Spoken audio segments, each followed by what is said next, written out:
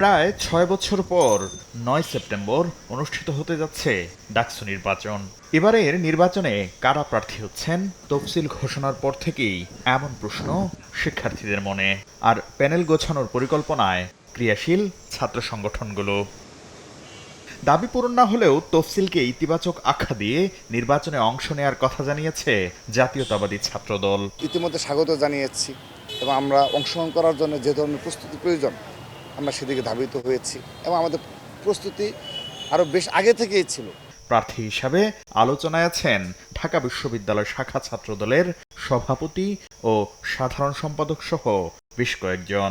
ছাত্রদল বলছে আন্দোলন সংগ্রামে সক্রিয় ও শিক্ষার্থীদের কাছে গ্রহণযোগ্যদের নিয়ে প্যানেল দেবেন তারা।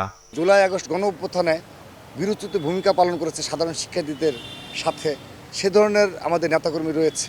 সাধারণ শিক্ষার্থীরা ছাত্রদলের এ পর্যায়ে নেতাকর্মীদের এই ভূমিকাগুলো বিবেচনায় নিয়ে অবশ্যই তাদের পক্ষে অবস্থান নেবে।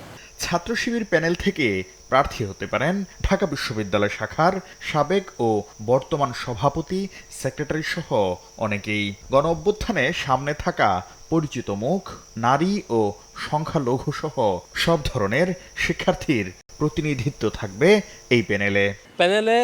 তারাই থাকবে যারা ক্যাম্পাসে অলরেডি পরিচিত, অলরেডি অ্যাক্টিভিজম করছে, অলরেডি সোশ্যাল স্টুডেন্ট ওয়েলফেয়ারমূলক প্রোগ্রামগুলো করছে বা সাংগঠনিকভাবে অ্যাক্টিভ আছে, এখান থেকেই আসবে।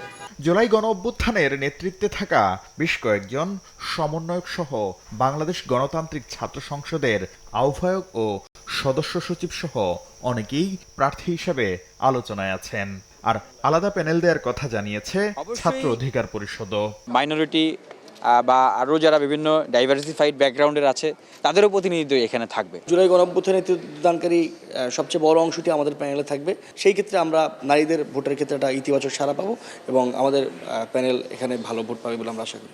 এছাড়া বৈষম্য বিরোধী ছাত্র আন্দোলনের সাবেক মুখপাত্র ওমামা ফাতেমা ডাকসু নির্বাচনে প্রতিদ্বন্দ্বিতার ঘোষণা দিয়েছেন।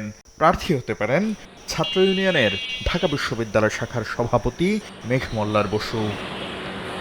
শাকির আহমেদ, সময় সংবাদ, ঢাকা।